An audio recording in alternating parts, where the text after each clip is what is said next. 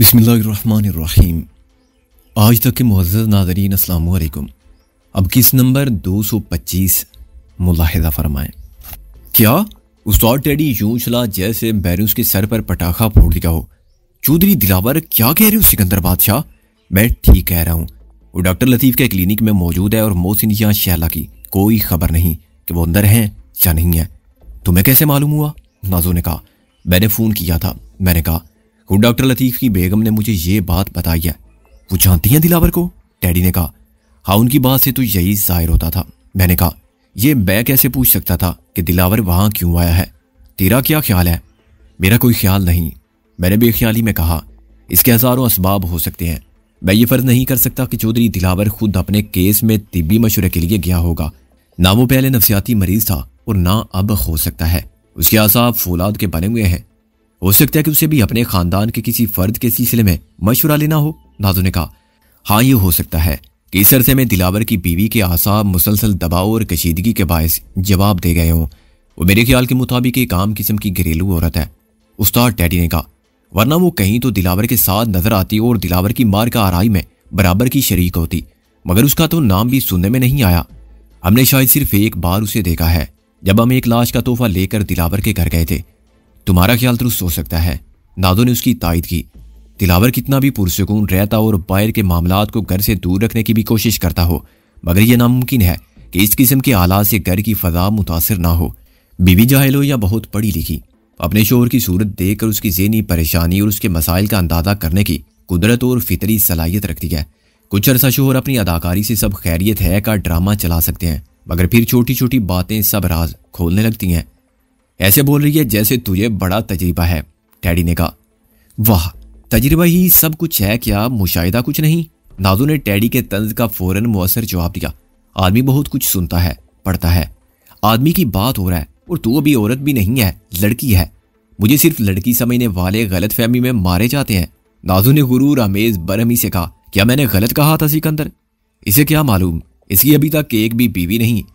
अच्छा शैला आए तो उससे पूछ लेना, नाजो ने चिढ़कर कहा। इसे चिढ़ाना ही उस्ताद टेडी का मकसद था। वो अपने मियाँ के साथ भाग गई, टेडी ने कहा। नाक कटवा दी खमारी। ऐसे संगीन हालात में भी ये बात सुनकर मुझे हंसी आ गई।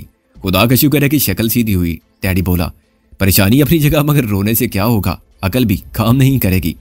ये तुमने ठीक कहा उस्ताद, मैंने कहा। इस वक्त अकल का दामन खास से नहीं छोड़ना चाहिए, मगर सवाल यह है कि अब हम क्या करें? मोहसिन और शैला की वापसी का इंतजार, टेडी बोला। इंतजार आखिर कब तक? 2.5 घंटे में वो 2 बार जाके आ सकते हैं। 6-7 मील का फासला तय करने के लिए आधा घंटा, मैंने कहा। बशर्ते के बाहर निकलती सवारी मिल जाए। वो पैदल थे, टेडी ने कहा। मैंने महसूस किया कि वो मुझे मुतमईन और पुरसुकून रखने के लिए इस किस्म के दलाइल का सहारा ले रहा है। उसकी ये मुखलिसाना कोशिश मेरे ज़हन को इंतशार से बचाने के लिए थी, मगर बेसुध थी।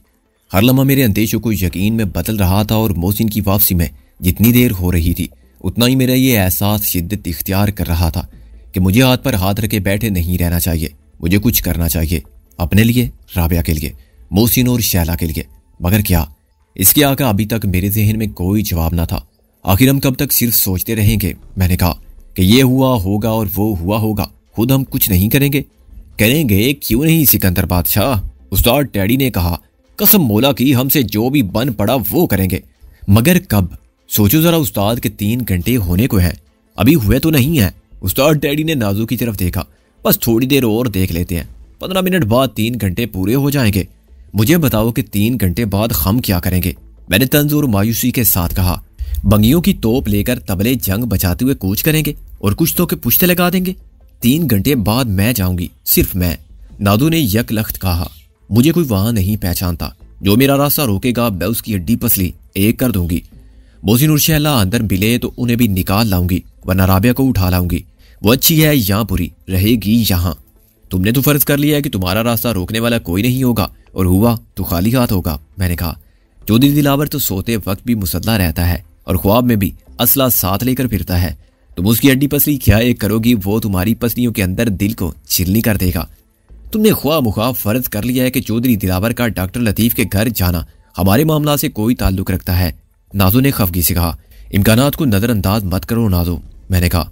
जरा सोचो कि राबिया कितने दिन से वहां है। डॉक्टर लतीफ़ कोई गैर मारूफ शख्सियत नहीं है। उनके हल्के अहबाब में मरीजों में मिलने जुलने वालों में ना जाने कितने वकील भी होंगे। सब वकील राबिया को पहचानते हैं। 100% ना सही तो 90% होंगे। वो भी बहुत शोहरत याफ्ता वकील थी। उसकी वजह इस शोहरत का एक सबब तो यही था कि खवातीन वकला की तादाद महदूद है। तुम्हारा मतलब है कि चौधरी दिलावर वहां राबिया की वजह से गया होगा? उस्ताद टेडी ने तशवीश से कहा। अगर ऐसा हुआ तो डॉक्टर लतीफ़ ख्वाह मुखा मुसीबत में मुब्तला हो जाएंगे। मैंने कहा, दिलावर उनके लिए खतरा बन जाएगा। मेरा अंदाजा है कि दिलावर वहां राबिया की वजह से नहीं गया। नाजो ने सोचकर कहा, वो बहुत चालाक और अय्यार आदमी है। अगर उसे मालूम हो जाता कि राबिया इस घर में मौजूद है तो वो अपने शिकारी बाहर बिठा देता, इस यकीन के साथ कि जहां राबिया होगी वहां तुम जरूर जाओगे। ये तो कोई अहमक ही कर सकता है कि मुंह उठा के अंदर घुस जाए और राबिया को या डॉक्टर लतीफ़ को डराने धमकाने लगे कि सिकंदर का पता बताओ। नाजो की बात इतनी मुदल्लल थी कि मैं फौरन कायल हो गया। इससे मुझे कुछ सुकून मिला। फिर भी एक बेनाम सी बेकली और खलश बाकी रही जिसका कोई इलाज ना था। नाजो ने और टैडी ने सोचे समझे बगैर 3 घंटे गुजर जाने के बाद कुछ न कुछ करने का ऐलान तो कर दिया था, जिसमें सिर्फ 15 मिनट बाकी रह गए थे। ये खुद उन पर वादे नहीं था कि उसी वक्त से काउंट डाउन शुरू कर दिया गया तो 0 आवर पर क्या होगा। 15 मिनट के बाद 10 मिनट, 5 मिनट, 4, 3, उसके बाद क्या होगा? अभी 5 मिनट ही गुजरे थे कि दरवाजे की कुंडी बजी और बैक वक्त हम सब उछल पड़े जो अपने अपने ख्यालात के डरावने जंगल में अलग अलग भटक रहे थे। मैंने टैडी को दूसरे कमरे में रोपोश होने का और नाजो को ठहरने का इशारा किया। एहतियात की इन तकाज़ों पर अमल करना अब हमारी आदत सी हो गई थी। खुदा न खासा अंदर आने वाला कोई अजनबी या शिकारी होता तो हमें बिल्कुल तैयार पाता, सामने में आता और मुझे टैडी का तहफ़्फ़ुज़ हासिल होता जो सामने ना था। नाजो एक तरह की कमांडो फोर्स थी जो हंगामी सूरत हाल में गैर मुतवक्के तौर पर हमला करने की सलाहियत रखती थी। इस वक्त हम सब मोहसिन और शैला की वापसी के इंतजार में थे, लेकिन एक गलत बात यह हो गई कि डॉक्टर लतीफ़ के घर में चौधरी दिलावर पहुंच गया था। उसके बाद कुछ भी हो सकता था। वो राबिया का पता चला सकता था, मगर यह भी ऐन मुमकिन था कि उसे मोहसिन और शैला नजर आ जाए और वो उनका खामोशी से पीछा करता यहाँ तक आ पहुंचे या उन पर किसी तरह अपने शिकारी कुत्तों की मदद से काबू पा ले और उन्हें जबरदस्ती यहाँ तक ले आए। रात भर जागने वाला गालिब अब सो रहा था। मैंने उसे सोने दिया और दरवाजे के करीब खड़ा दूसरी दस्तक का मुंतजिर रहा और बाहर खड़े हुए मोहसिन और शैला ये बात जानते थे। चुनाचे मोहसिन ने अपनी आवाज में कहा कि डरने की कोई बात नहीं है। मैंने दरवाजा खोल दिया। वो दोनों मियाँ बीवी शायद बाहिमी सलाह मशवरे से तय कर आए थे कि उन्हें बहुत ज्यादा मायूस और परेशान दिखाई नहीं देना चाहिए। चुनाचे अंदर आती मोहसिन ने मुस्कुराने की कोशिश की। सिकंदर आदम क्यों रो रहा है? मोहसिन बोला। और किसे रो रहा है? मैंने दरवाजा बंद कर दिया और पलटकर मोहसिन की तरफ देखा। तुम दोनों डॉक्टर लतीफ़ के घर नहीं गए? फिर वापसी में इतनी देर क्यों की? तुझे कैसे मालूम हुआ? मोहसिन एक कुर्सी पर बैठ गया। वहां चौधरी दिलावर पहुंचा हुआ था ना? मैंने कहा। तुझे कैसे मालूम? मोहसिन ने उसी लहजे में कहा। फोन किया था मैंने झुंझला कर कहा। बेगम लतीफ़ से बात हुई थी। वो यार बड़ी अजीब सी बात हो गई। मोहसिन कुछ देर खामोश रहने के बाद बोला। सच्ची बात है कि पहले तो मैं घबरा गया था कि इस वक्त चौधरी दिलावर का यहाँ क्या काम। तूने क्या उसे बाहर से देख लिया था? मैंने कहा नहीं, उस वक्त मैं और शैला अंदर पहुंच चुके थे। मोहसिन बोला। बस किस्मत अच्छी थी कि डॉक्टर लतीफ़ को सुबह सुबह एयरपोर्ट जाना पड़ा किसी दोस्त को छोड़ने के लिए। वो उस वक्त तक लौट कर नहीं आए, लेकिन कह कर गए थे कि सिकंदर आए तो उसे रोक लेना और राबिया से मिलवा देना। इसका मतलब है वो राबिया से कह चुके थे कि मैं आऊंगा। मैंने सख्त दिल शिकस्ता लहजे में कहा। हाँ यार, उन्हें सुबह 6:30 बजे ही जाना पड़ गया। उस वक्त टैक्सी मिलती नहीं, चुनाचे दोस्त ने उन्हें फोन कर दिया और वो गाड़ी लेकर निकल गए। राबिया जाग रही थी। उसने बातें शुरू कर दी और डॉक्टर लतीफ़ ने उसका मोराल अप करने के लिए बता दिया कि सिकंदर 9 बजे तुम्हें लेने आएगा। बेवकूफ़ लड़की, फिर तो मानोगी ना कि उसे कुछ नहीं हुआ। वो सब तुम्हारे दिमाग का फतूर था। ये बातें मुझे बेगम लतीफ़ ने बताई। और राबिया पर क्या असर हुआ था? मैंने कहा। जाहिर है कि अच्छा असर हुआ था, मोहसिन बोला। यूं लगता था जैसे वो सोते सोते अचानक बेदार हो गई हो। न जाने कि उसने डॉक्टर लतीफ़ की बात को झूठ नहीं कहा जैसे वो पहले कहती थी और उनकी तरदीद भी नहीं की। वो कुछ मुस्तरिब और बेचैन नजर आने लगी और डॉक्टर लतीफ़ के जाने के बाद वो अपने कमरे में बंद हो गई। 8 बजे बेगम लतीफ़ ने उसे देखा तो वो बिल्कुल तैयार थी, मेकअप वगैरह से फारिग हो गई थी और उसने वही मोहसिन शैला ने उसे घूर के तंबी की। उसने वही साड़ी बांधी थी नीली जिस पर जर्द फूल है? मैंने कहा। हाँ, मुझे बहुत अफसोस है यार, मोहसिन ने कहा। उसे यकीनन बहुत मायूसी हुई होगी। मायूसी तो पहले भी होती रहती है, लेकिन अब के नजर आते हैं कुछ आसारे जुदा। न जाने ये मायूसी क्या गुल खिलाए। मैंने जख्मी दिल की तड़प को अल्फाज देकर कहा। कौन जाने वो फिर कितनी दूर निकल जाए, इतने करीब आकर। किस्मत अच्छी थी कि जिस रुख पर मैं बैठा था उसके बिल्कुल सामने बहुत बड़ी खिड़की थी, मोहसिन बोला। पट बंद थे मगर पर्दे हटे हुए थे और मैं शीशे से बाहर देख सकता था। मैंने अचानक ही गाड़ी को अंदर आते देख लिया और विंड स्क्रीन के पीछे मुझे चौधरी दिलावर की सूरत नजर आ गई। चंद सेकंड के लिए तो मैं मुंजमद हो गया और मेरे ज़हन में पहला ख्याल यही आया कि इसका आना किसी बड़ी मुसीबत का पेश खैमा है और हम मैसूर हो चुके हैं। फिर मैंने बेगम लतीफ़ से पूछा कि ये शख्स कौन है और उन्होंने सर घुमा के गाड़ी को देखा तो ला इल्मी का इज़हार किया। उन्होंने कहा कि वो डॉक्टर लतीफ़ के सब मरीजों से वाकिफ़ नहीं है। मैंने उनको बताया कि ये चौधरी दिलावर है जो एक बहुत ख़तरनाक आदमी है। मेरी हालत के तगय्युर ने उनको पहले ही हैरान कर दिया था। मेरी बात ने उन्हें मजीद हैरान किया। मैंने कहा कि ज़्यादा लंबी बात का वक्त नहीं, ये राबिया के एक ख़ानदानी दुश्मन है। इसके वालिद की मौत, फिर वालदा की मौत और इसके घर की तबाही में बहुत हद तक इसी शख्स का हाथ था।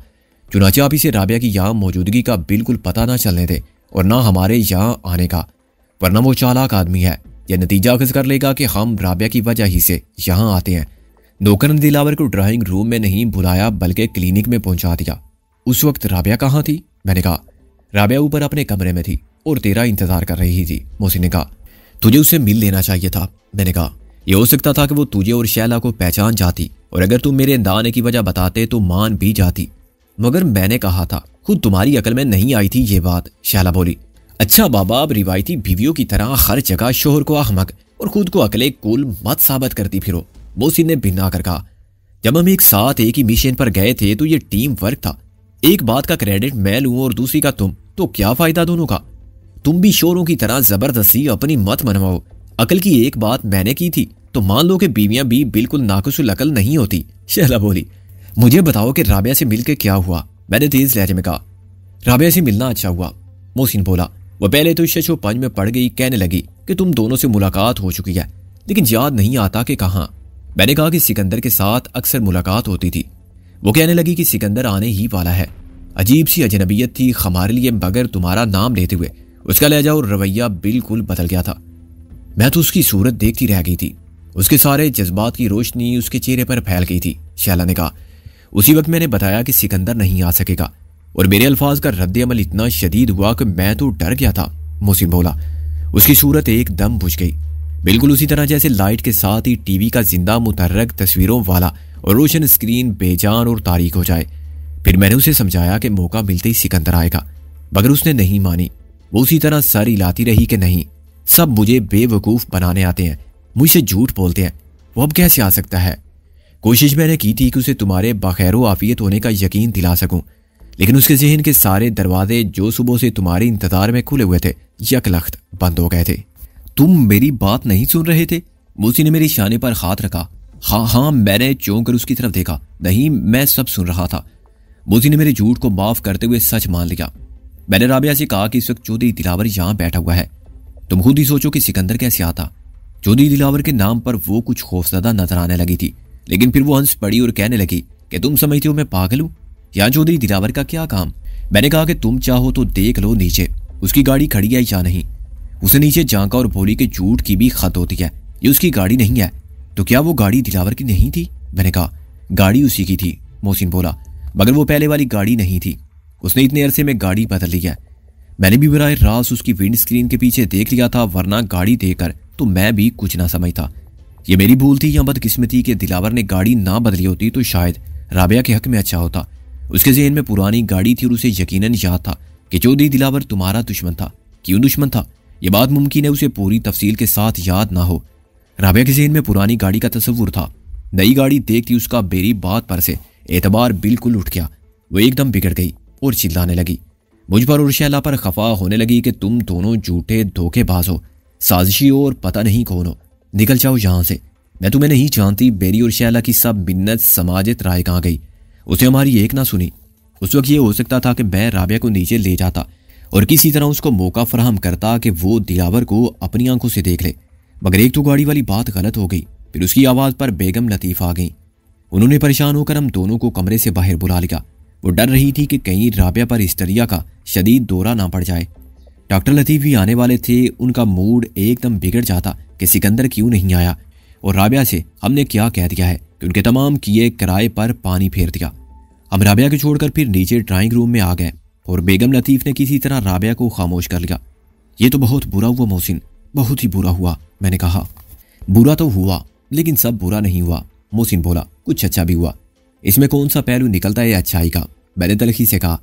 एक बात हमारे खिलाफ की गई तो एक हक में भी रही। मोहसिन ने कहा।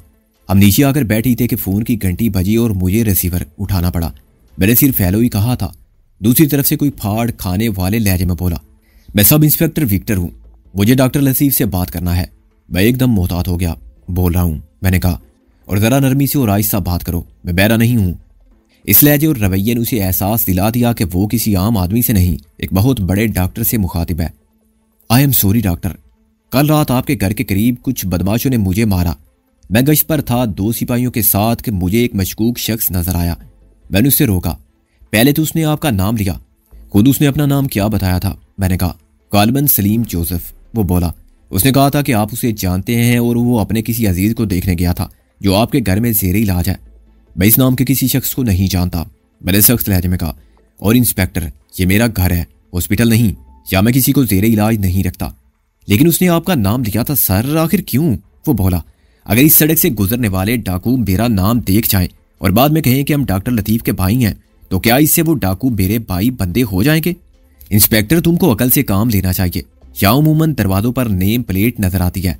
मैंने खफकी से कहा, मैं माफी चाहता हूँ सर। वो बोला, मुझे मालूम था वो झूठा आदमी है, क्योंकि बाद में भी उसने अपने बारे में बहुत गलत बयानी की थी।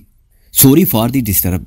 उसने फोन बंद कर दिया और मैंने इत्मीनान का सांस लिया। एक बहुत खतरनाक मरहला उसने इत्तफाक से 2 मिनट में बड़ी आसानी से गुजर गया था। उस वक्त बेगम लतीफ वहां मौजूद होती या खुद डॉक्टर लतीफ होते तो मामला गड़बड़ हो जाता। हमारे लिए उनको समझाना भी मुश्किल होता और उन्हें झूठ बोलने पर राजी करना भी। मैं यही सोचकर परेशान था कि डॉक्टर लतीफ ना माने तो क्या होगा। वो करना खुदा का कुछ ऐसा हुआ कि फोन रिसीव भी किया तो किसने? खुद मैंने, जिसका मैं तसव्वुर तक नहीं कर सकता था।